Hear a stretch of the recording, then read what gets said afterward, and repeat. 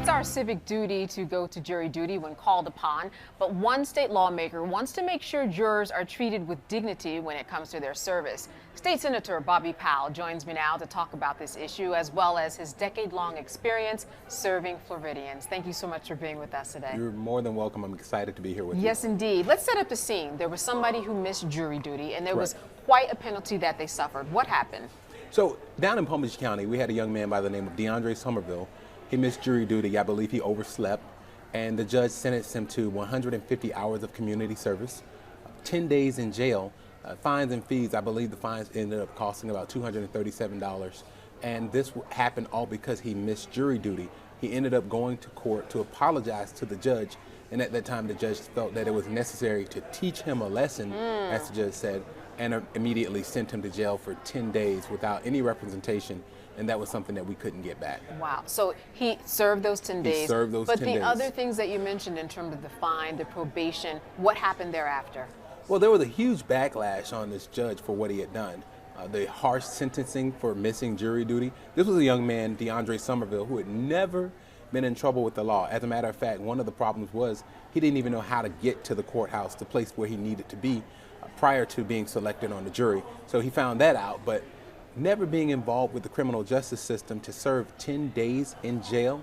So that backlash started to go national, and what ended up happening is I believe the judge saw how much of a backlash it was, and he ended up rescinding all of the other penalties except for the 10 days in jail, which the young man had already served. Yes. So you have a bill on the table in order to try to take care of some of those punishments. What does it say?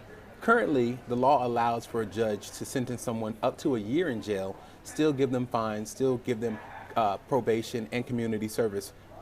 What we wanted to do was to make sure that this case that happened with DeAndre does not happen to anyone else here in the state of Florida, not just Palm Beach County, but here in the state of Florida. So I filed legislation to prevent a juror who misses jury duty from being sent to jail for any period of time. Working with the chairman of the Judiciary Committee and that staff, we determined that, or he determined that he felt that it would be better to be a little more lenient. So we came up with a maximum of 3 days, which would mirror the federal language that would prevent someone from missing jury duty. But isn't that what alternate jurors are all about? That is exactly what alternate jurors are all about. That if somebody misses or is sick? This is correct. Yeah, so it's interesting that he would get that type of punishment when there's something in place seemingly that would take care of that. Well, the problem was he indicated that it delayed the jury delayed the case by about 45 minutes.